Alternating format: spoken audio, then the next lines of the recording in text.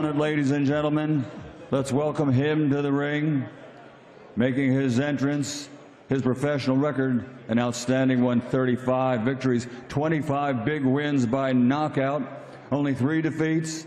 He's the former 2-time IBO middleweight world champion from Brighton, England, ranked number 3 in the world by the Bible of Boxing Ring magazine, Chris Eubank Jr.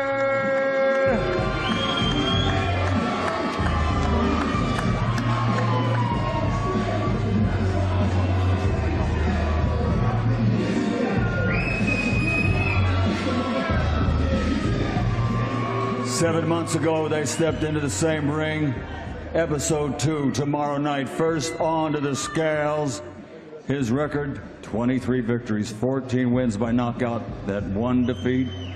Weighing in officially at 159.3. 159.3 rounds for Conor Benn.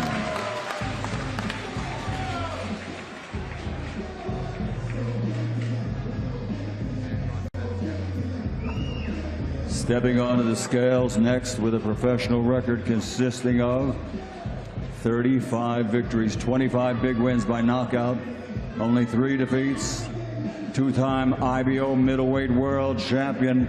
Tomorrow night is for bragging rights. On the scale at this time, please welcome Chris Eubank Jr.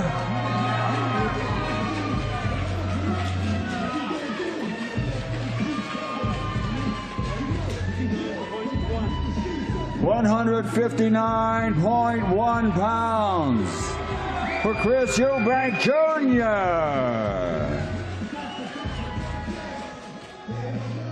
Eubank Jr. looks in incredible shape, incredible. And look, just to be clear for those people watching at home that maybe are confused, this is the ceremonial weigh-ins. Yeah. So he would have put on a couple of pounds since the official weigh-in earlier in the morning, and he still looks in great shredded, shape. doesn't he? Ripped to the bone. So much better than the last time. It'll be interesting to see if anything happens here. Between Conor, the Destroyer Benn, Chris Eubank Jr. Just intense, isn't it? So intense. But there's a respect there now, isn't there? The boys have the respect. They both admitted that, but pride is a big thing, Addy. These guys will fight their heart out again to make sure they can do whatever it takes to have their hand raised.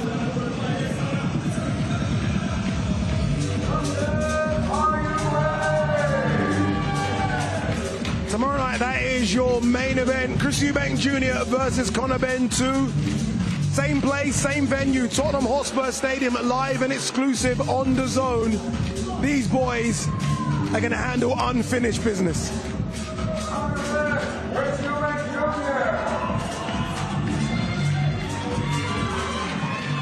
No more pushing, no more shoving, no words spoken in that face-off. I think they've done enough of that in the last couple of years. It's just now about time to get down to business. And these boys will do that tomorrow. I have a feeling they're going to do one more little face-off here. I kind of feel like they're going to... No one wants to break away, do they?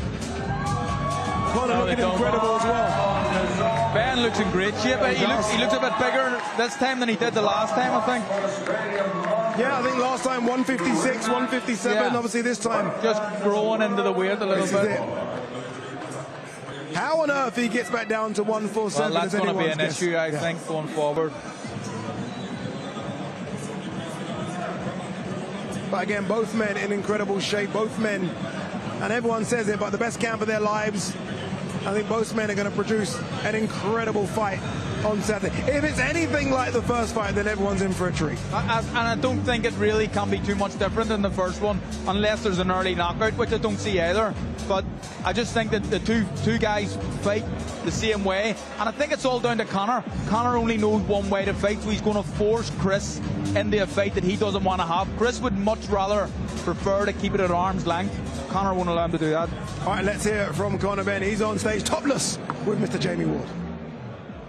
Okay, Conor Benn, here we go. The last word.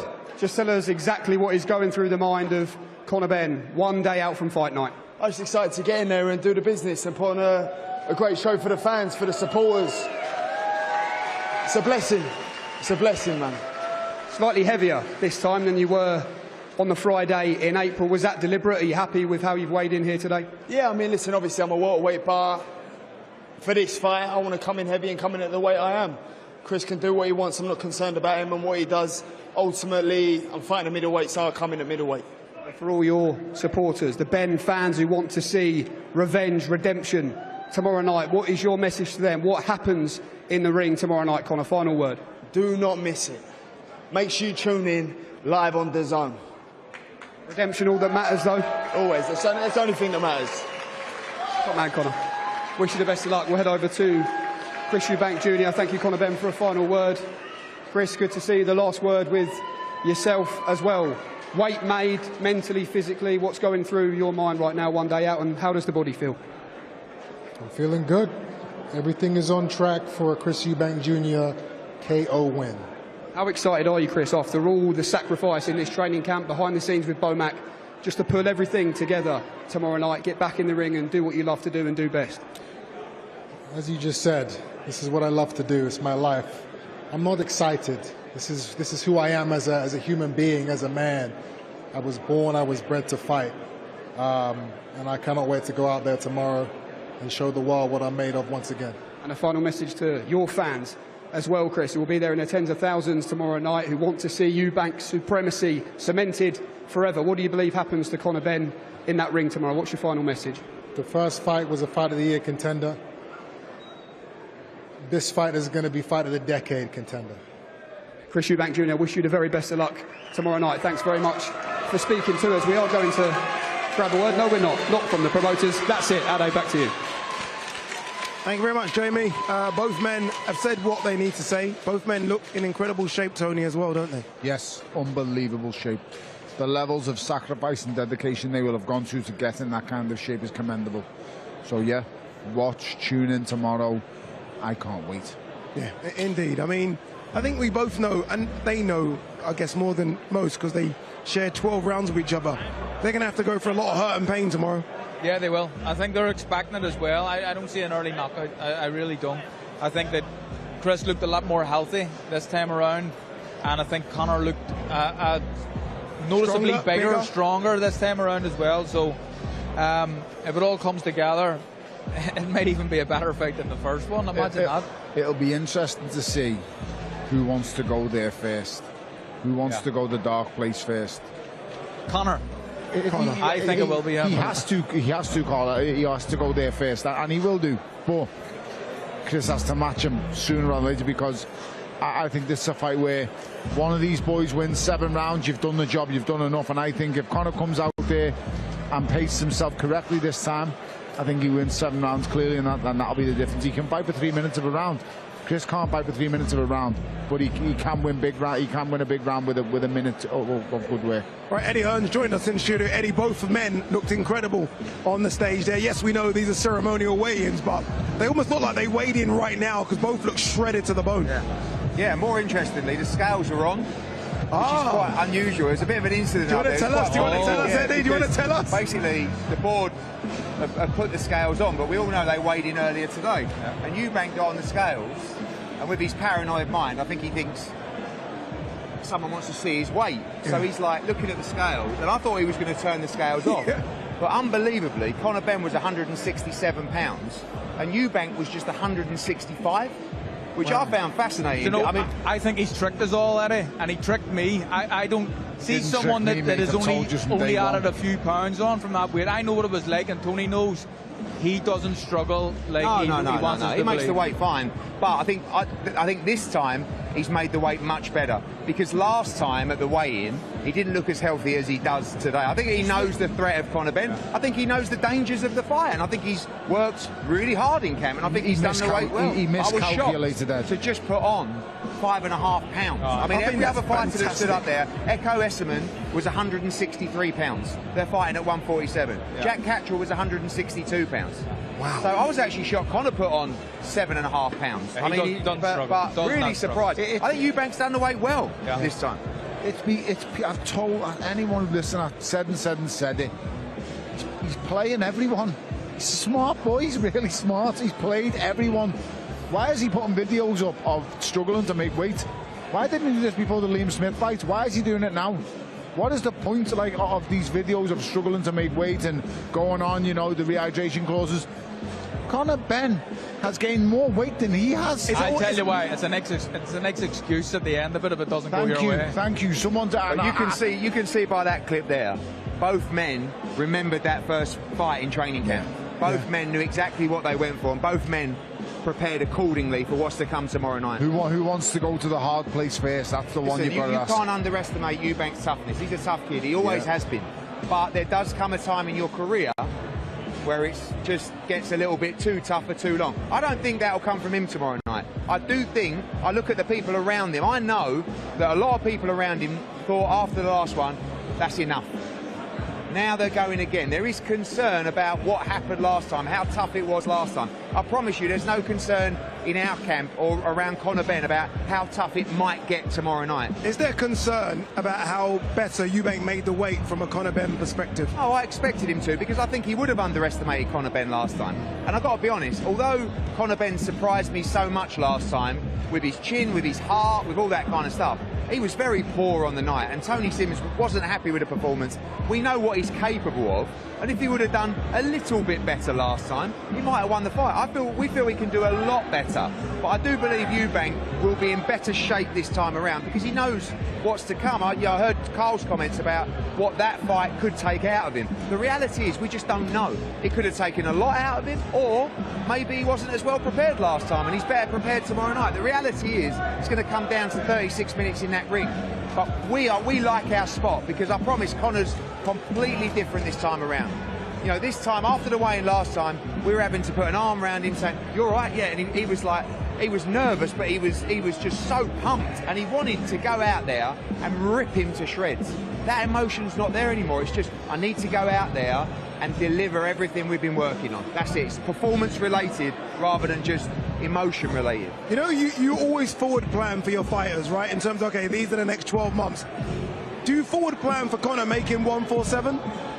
I think it's going to be very hard for him to come back to 147. When I saw him in the gym about a week or so ago, he looks different this time out. His trunk is much thicker, his back's bigger, his legs are bigger, that's because he's been training to fight at 160 pounds. I mean, one thing you learn about nutrition is his fuel for this training camp is enabling him to train so hard. I mean, he's literally training 3 times a day, pumping himself with calories and just making sure the diet is absolutely on point. He's fit as a fiddle, and he showed that in the first fight. He's actually fitter in this fight than he will be in the first fight. But I do think he can return to 47. I think 54 might be suited better. But let's be honest, 54 is just a disaster as well. You've got Boots Ennis, you've got Virgil Ortiz, you've got Fundora, you've got Xander Zayas. I mean, there's no easy touches. But down at 47, you look at the fights like Barrios particularly, even Lewis Crocker, our guy. There are World Championship fights that can get made, but the focus is on Saturday. But I know every time he trains in his gym, he's got his dad's WBC belt out there next to the running machine. I know what it means to him. So this is personal. The next stage is about legacy and World Championships, but let's focus on tomorrow. Indeed. Finally, just before I let you go, Eddie, I just saw on Twitter briefly Matchroom's schedule for the first quarter of 2026, and it looks scary.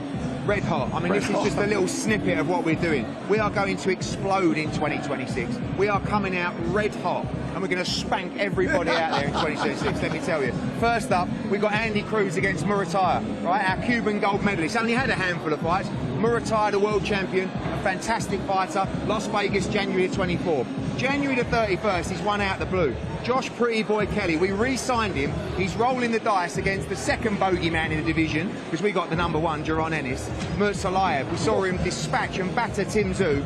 It's the first World Championship fight in the Northeast for over 10 years. Josh Kelly gets his world title shot January the 31st. February the 21st, we're back in Nottingham for the Bad Blood rematch. It's win or you're out the game. Josh Warrington rematches Lee Wood in a brilliant rematch at 130 pounds. And then one of my favourite fights, Feb 28th. It's, for me, one of the best fights in boxing. It's the war. Who's going to be the king of Mexico? Navarrete against Nunes, the big unification at 130 pounds.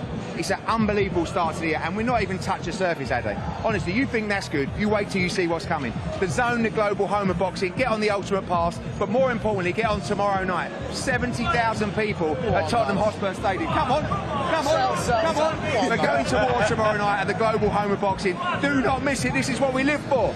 There you go. I mean, what can I say? And it will be at the Tottenham Hotspur Stadium, the best stadium in the country. It really is very, very special. I'll tell you what else was very, very special as well. The rivalry line, the journey from Conor Benn to Chris Eubank Jr. going all the way back to the 90s for when Nigel Benn and Chris Eubank Sr. first locked horns.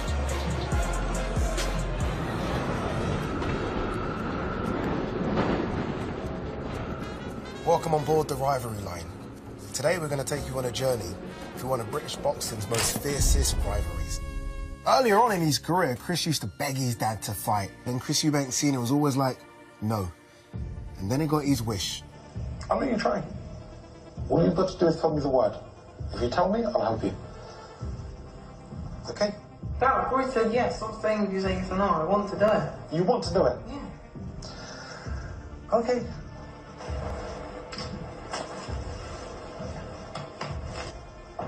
Move. Maybe there's another... Maybe there's another, No. Let's just put it this way. There's one to watch.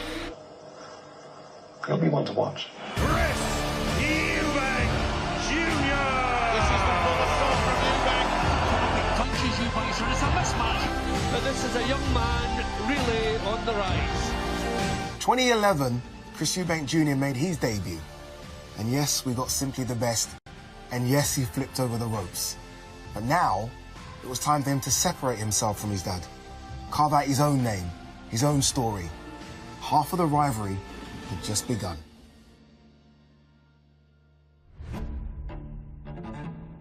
So 5 years after Chris Eubank Jr. had flipped the rope and made his debut, a young man by the name of Conor Benn had made his way from Australia to England. He made his pro debut. 2016, the son of the Dark Destroyer, he started his own path.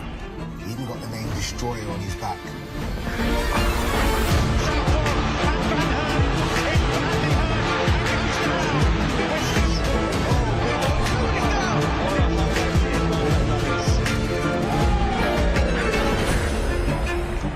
Surely we weren't going to get what we thought we were going to get. Eubank versus Benn, Chapter 2. Yeah, this is where Part 2 of the rivalry really started. Let's get this party started! April 26, 2025. I remember it like it was yesterday because it felt like that. The two sons finally about to get it on. When they started swinging, oh, did these boys start swinging. I remember thinking, surely this type of energy isn't going to last more than a couple of rounds. It did. Round one, bang, bang, chins getting tested, bodies getting tested, and the rounds went on and on. You know what's crazy? The rounds went so quick. Sign of a good fight. They kept on going and going and going. They knew how important this was. Why? Because this is Benn versus Eubank. This is 35 years of drama. They're not just doing it for themselves, they're doing it for their dads, they're doing it for their families, and boy, did they not disappoint. There's going to be everyone on their feet in this Tottenham Hotspur Stadium, applauding the bravery, the savagery, the intensity of Eubank Jr. and Conor Benn. Unanimous decision. Chris Eubank. In the end, Eubank nicked it. But the good thing about boxing, if it's so good, you can do it again.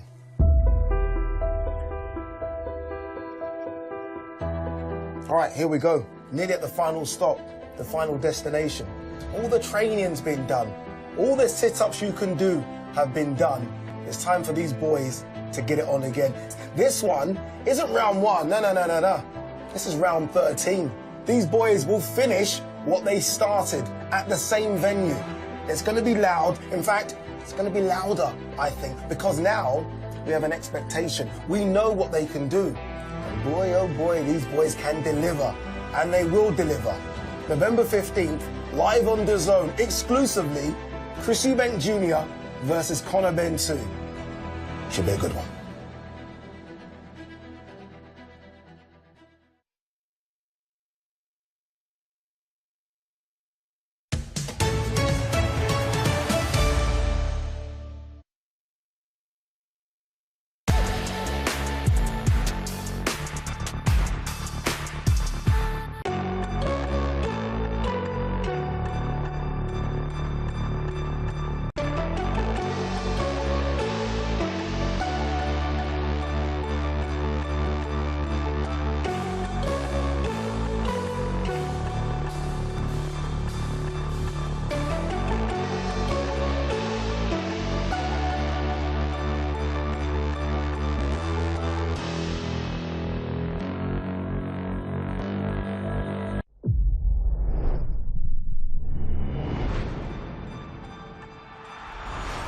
Don't miss the biggest nights in MMA.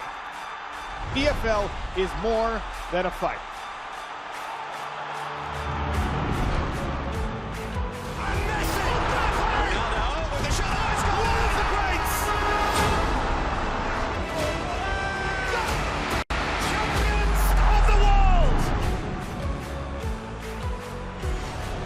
There's all to play for, which is so exciting. These teams have to come in here and give it their all.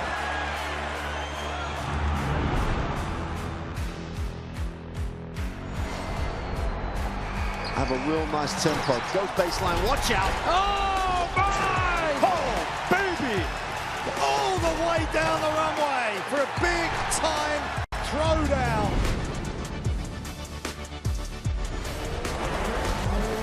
That's a lot of fans out there. Look at that! The drama keeps continuing, Jenny. This is just brilliant.